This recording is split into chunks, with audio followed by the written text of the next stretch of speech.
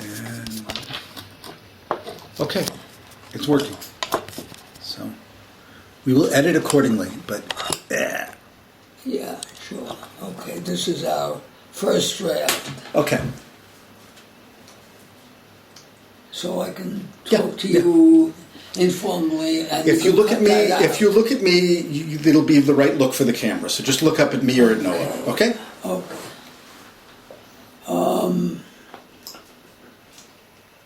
I would like to weave together several groups of thoughts and show how they resonate with each other. The first are the developmental and epistemological postures of Freud and Piaget, their discoveries about how the mind/brain works, and their sensitivity to error, slips of the lip with Freud, and the deep errors of cognition with Piaget. And then next are the insights of mathematics and physics, stemming from the scientific revolution of 500 years ago from Galileo, Newton, Leibniz, to Einstein, Gödel, and von Neumann, who is involved with economics and game theory. You know about that? I know about game theory. Yeah.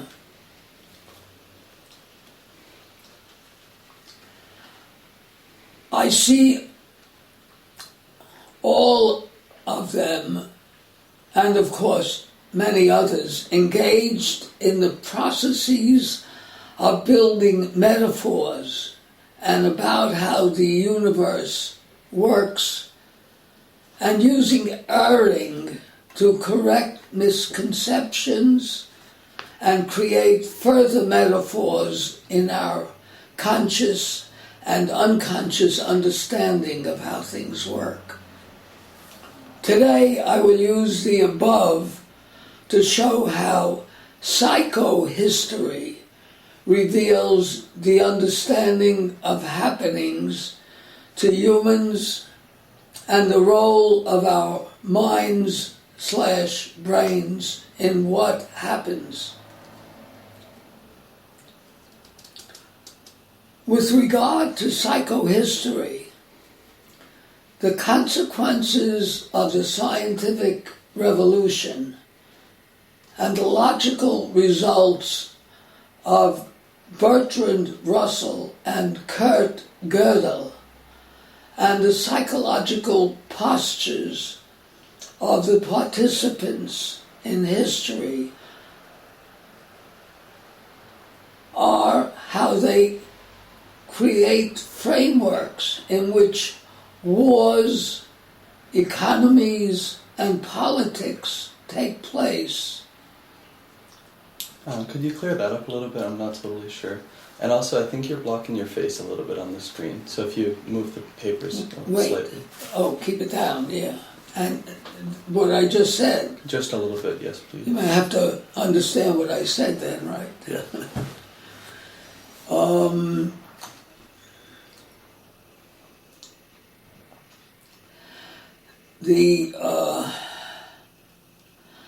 I'm trying to show how logic, and particularly the work of Gödel, shall I spell that out more now? I don't Yes, most of the audience will have no idea. know. Yeah.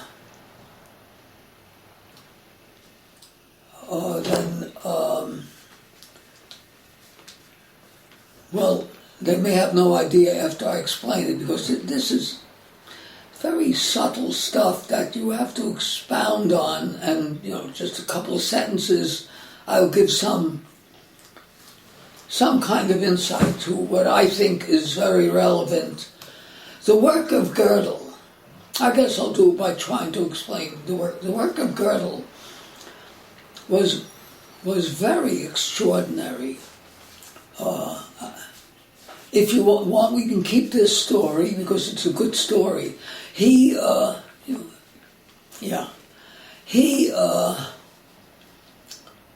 was 21-year-old kid in graduate school.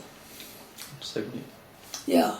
And he was, as kids are invited sometimes, he was invited to, in 1930, to the Mathematical Congress, and to give a talk on something that nobody really understood. But he was a bright kid and he had recommendations from his professors, so they gave him a little slot to speak in. And when he was going to speak on the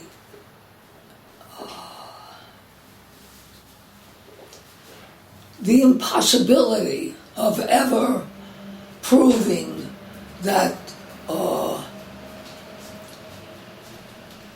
systems of mathematics can be coherent and without logical error. Okay? He was going to counter that.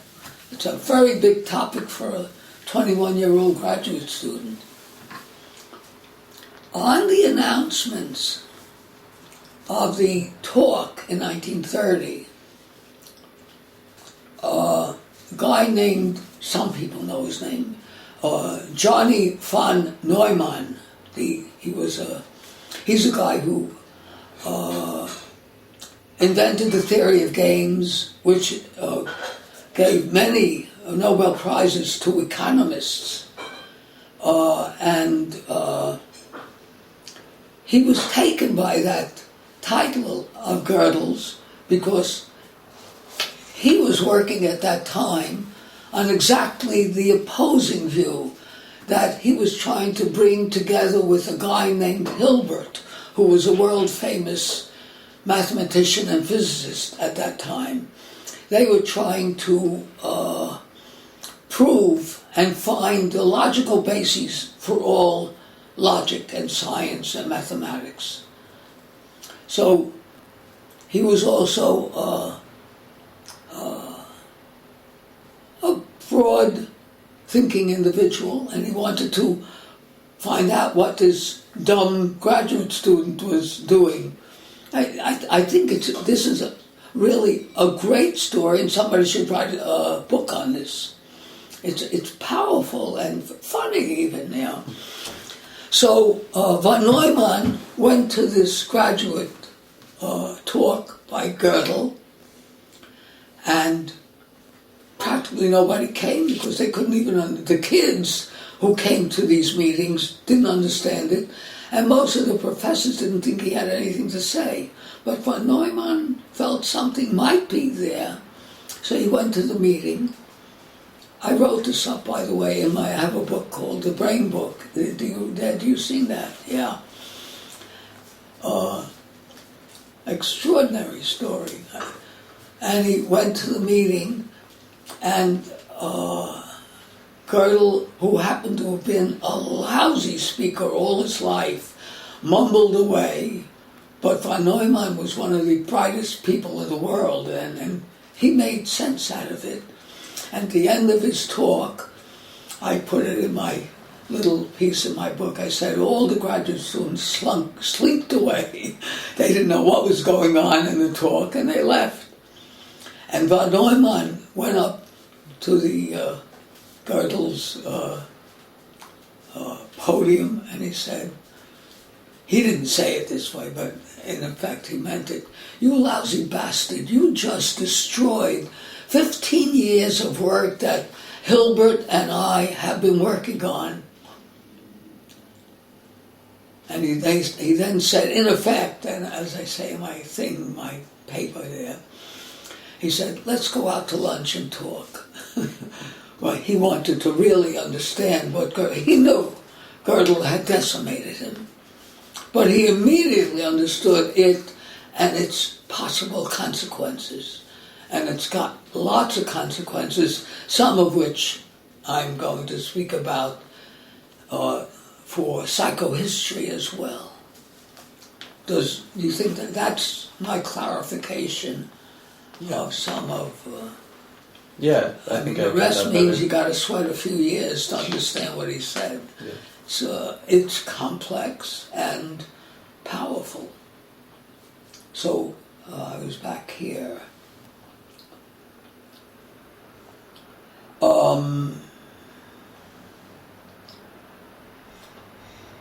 The logical results of Russell wrote along the lines of Gödel, but never quite, Bertrand Russell, the philosopher, but he never quite achieved the final grasp that Gödel had.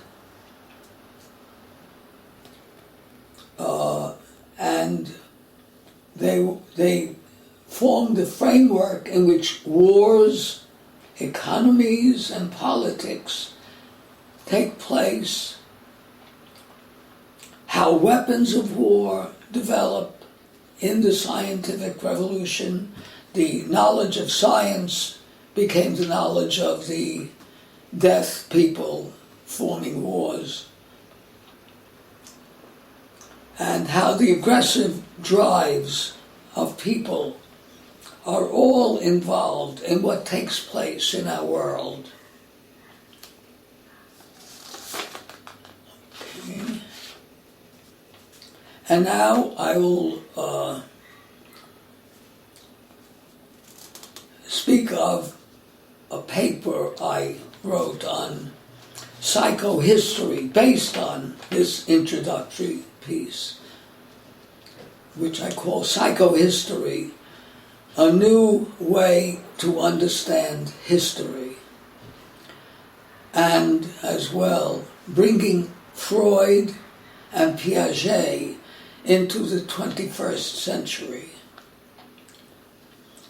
It has become increasingly apparent that a deep and proper understanding of the present time, the past, and a sense of what the future may bring requires a keen historical sensibility concerning how people, nations, and institutions function, coupled with a deeper insight into the mind/brain that the 21st century revolution in psychology and neurophysiology of humans yields. That is, psychohistory based on the phenomenological work and insights of Freud and Piaget, with their mistakes and errors clarified by our present understanding of the mind-brain, will give us a new understanding of history for our time. I will bring Freud and Piaget into the 21st century. Historical analysis will have a scientific, empirical basis, which will also help to validate psychoanalysis and Piagetian theories. To understand how human affairs, war and peace play out, historians generally take a phenomenological approach with data based in time and space, geography and storyline, involving kingdoms, human laws, governments, religions, the past, the present, and the prognosticated future. Accessing our 21st century understanding of minds and brains will importantly and additionally allow the perspectives of Freud and Piaget, psychology and neuropsychology to deepen our knowledge, our insight, our understanding of human affairs. Thus, we will bring Freud and Piaget into the 21st century and illuminate history with psychohistory. The psychological proposals of Freud and Piaget during the 20th century their Gedanken experiments and understandings. Did you sorry, want? what are you know, Gedanken? The Gedanken, yeah, it's good. Well, the word Gedanken means thought in German and Yiddish. Okay. I put the two languages together because they are very much overlapping, and it's very germane that they're together. Usually it's attributed to physical thought, the physicist science. You think of a possible state of affairs, like here, for example, a very helpful to Einstein Gedanken experiment. Einstein was very powerfully thought of as a progenitor of Gedanken experiments. He had them all the time. You have a thought experiment and you conceive of something that might be the case. You don't prove it thereby. And then what you have to do is go out and see if you can empirically validate it. So Einstein had a Gedanken experiment when he was about 16. And he thought to himself, what would happen if there was a ray of light, regular light, you put on a light and it goes, and I was somehow, and this is why it's Gedanken, you don't have this happen, but he said, what if I grabbed a hold of this ray of light? And I went off then with the speed of light. I'm holding the ray and it goes at its speed. And I look back, say at a clock. I'm modifying his experiment. It was essentially, his thoughts were quite germane and appropriate to what I'm saying now. And you look back on a clock, say it was at 12 noon when you grabbed hold of the ray of light. And then you take off. And then he said, I'll look back. Well, how do we see the hands of the clock? Light strikes them and we see the clock. Well, when I took off and it was noon, if I move at the speed of light, I won't see anything change on the clock. It will be traveling with me. I won't see the clock down there, I'll just see the clock that's with me. That means time won't change. Isn't that extraordinary? Do you get a little sense of that? Yeah, I think so. So he said, something's wrong with our understanding of time and light. And he was very right. At age 16, he changed the world as a kid, and he's still changing the world. So that's the notion of Gedanken experiment. And it's a very usual phenomenon. People in science all over the place, they think of, well, maybe, is this so or not? I don't know. Well, then they say, well, here's what it says, let's try it out. There's the empirical validation. Now, it turns out, interestingly, that the final empirical validation of what Einstein was doing when he got his relativity equations and how time changed took many years after his Gedanken experiment. But that's another story, which I think is another fascinating thing. Okay, where was I now? Gedanken.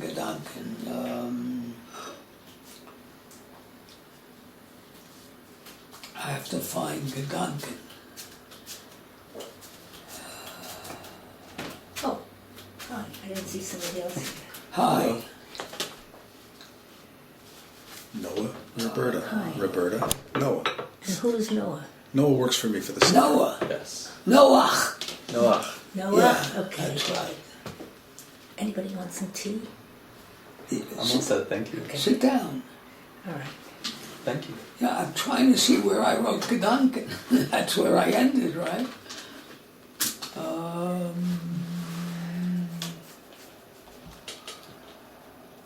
Yeah, okay.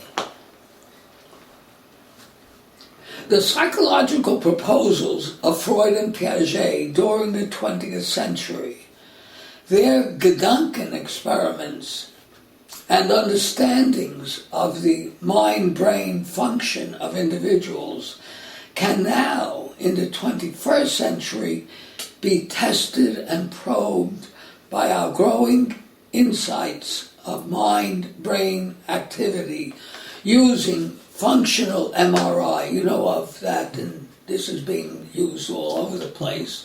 In fact, our son is now using it. He's developed a new MRI kind of device. He's a physicist.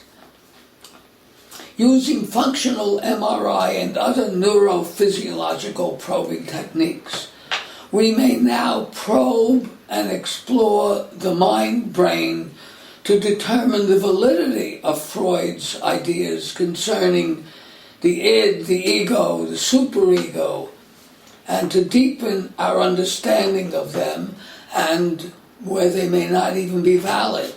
That's some of the questions of today. Assessing Freud's developmental ideas concerning number, cognition, and logic can now be done using our deepened beliefs concerning our estimates of the future. By knowing what people were capable of understanding and how that affected what they did. For example, people's tendency toward egocentric thinking deterred the development of the understanding of a heliocentric solar system. One can find the interplay of psychoanalysis and history in H. Stuart Hughes's History as Art and Science, where he shows in a number of cases that a Freudian perspective deeply illuminates history. For example, in the career of Joseph Goebbels, the Nazi propaganda chief, who was pained psychologically by the loss of his ancestral Catholicism and his need for a redeemer, found its resolution in Adolf Hitler.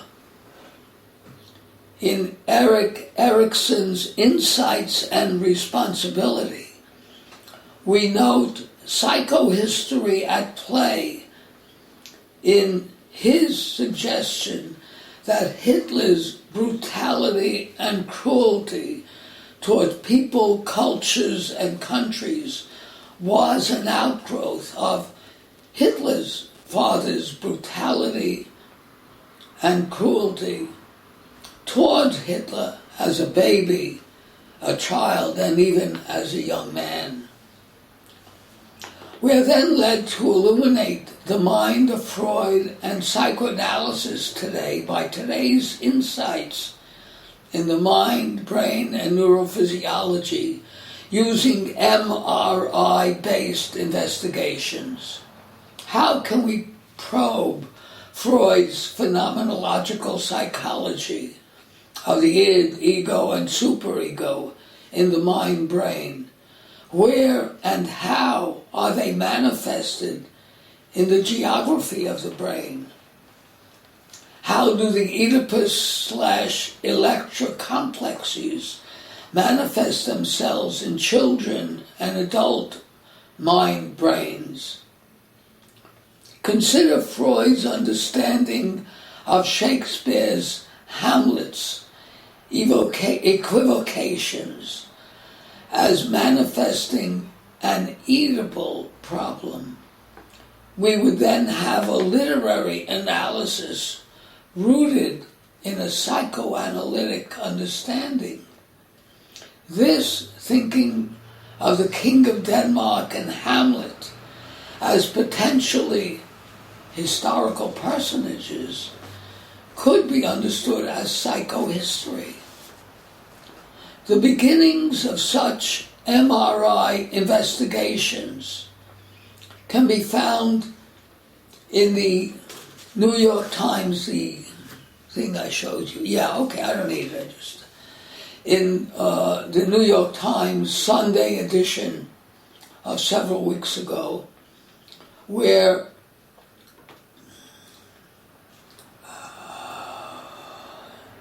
I gotta read this lousy handwriting now.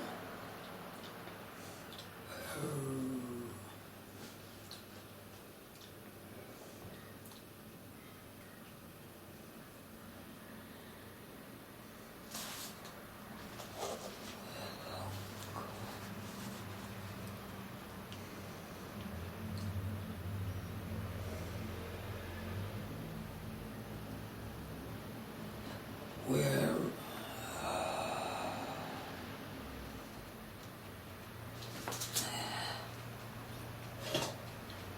oh yeah, where the locations of some ideas are now introduced to people, and we now know where some of these ideas literally take place. They can follow the ideas, showing that some of the MRI and other devices that they use.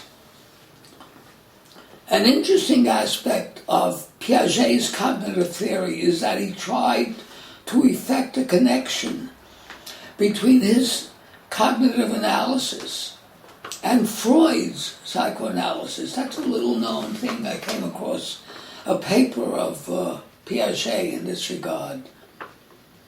He also worked in his younger days in Binet's laboratory in Paris, where IQ testing of children was being established. Piaget became particularly struck by the question of why children made errors. That is, not only what they knew, which is what Binet was interested in, what intelligence did they manifest. He wanted to know, Piaget, why did they not know these things? Very keen insight. Why they made mistakes. This led Piaget to the studying of knowing processes as developmental things, and erring, knowing and erring as developmental processes. I say, Robert Kalachowski deals with these processes in the book Knowing and Erring. I was very much struck by Piaget's being struck by these things. As in Freud's case, Piaget's understanding of such things was phenomenological. How did children talk about what they knew or believed? And how did they act on what they knew? Both Freud and Piaget knew that the mind, brain, and neurophysiology were there, but it was only in today's revolutionary insights, that is over the past 25 years, that our insights derived from their understanding and their own errors, using MRI type analyses, began to uncover where and how our thinking takes place. Piaget's phenomenological analyses of the growth of logical thinking and the younger child's trial and error analyses concerning how one balances on a seesaw, understanding the logic of class inclusion and the development of the logic of implicative reasoning can now be probed in today's MRI-type investigations, where and how children's discoveries concerning distance and weight to achieve balance are manifested in the brain, where and how class inclusions are understood by children in various Piaget experiments, and where and how the child's brain develops in the younger child, how it changes and eventuates in the adolescent understanding of logic and implicative reasoning. All these things are now being studied today. In the following, I will show how psychohistory illuminates historical phenomena. Inside our brains, we expect retaliation for aggression.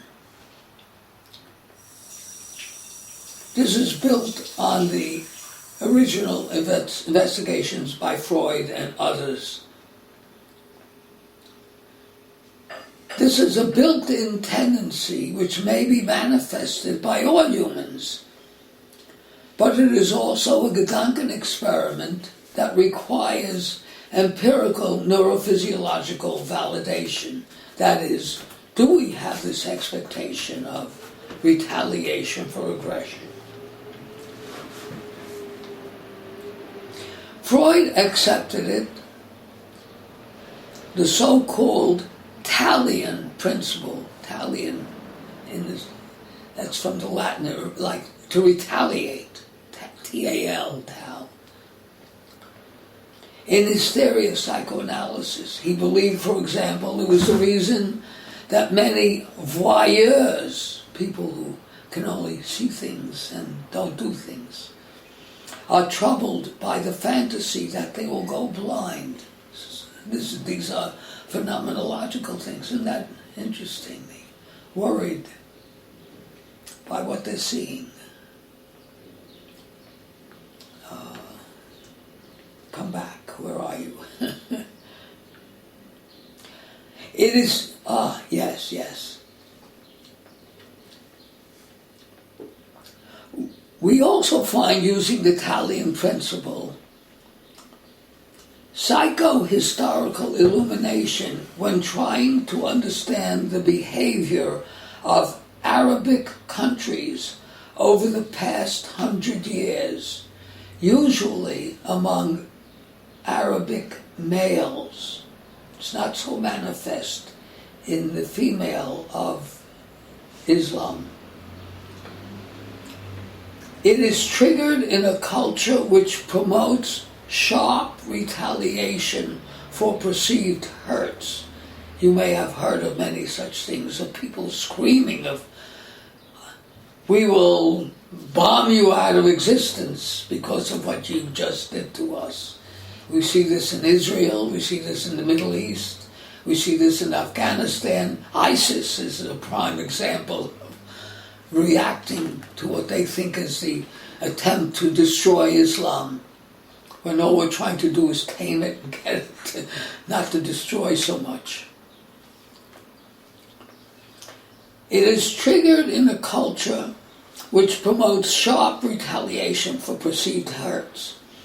It is often promoted in the Quran-based schools and madrasas. The consequences can be seen in the extreme reaction to hurts perceived by Arabs in the Middle East due to the United States and the very existence of the State of Israel. This results in the great difficulty Arab countries have in negotiating differences and peace treaties. This essentially psychological reason is not usually treated in traditional historical and contemporary historical analysis. The lack of such understanding is manifest on our news broadcasts these days when terror activities of ISIS, Hamas, and Al-Qaeda are analyzed. Now you could smoke all this, that's it. until I make my modifications. So, came across reasonably well, you think? Yeah, I think so. Are you convinced? In psychohistory being... I think psychohistory is... it's not accepted by all historians, you know. It's very interesting. Why is that? That my very question. Why is that? There are some very capable historians. I think there's a guy named A.J.P. Taylor, who's world-famous historian. He says he does not accept psychohistory. And I say to him, why not, A.J.P.? I don't know why they don't accept it. And I would say, if you like, you can reflect further and say, what's going on in their heads that doesn't take this up? Seems to me, now that I put it so well as I did, it's an obvious kind of thing that psychology and history are bound together. And why do they throw it out the window? Don't know. I don't know. That's something to deal with today. So, how would you like something to nosh on? Want some As tea? a- Would you like tea, coffee? No, we're set. We're All going to set, go back thank to you. work, All but set. yeah. But this was good. Thank you. That's Okay. it. And Now I'm going to edit it. I will send you back the edited thing so you can see you it. send me a copy of Yeah. sorts. Yeah. Yes, Edit out my coughing. if you wish. And that's almost as good as my being in Berlin. And I don't have to make that trip. Exactly. And I'm just going to figure out how to shut it off, or maybe I already did. No, I didn't. Okay.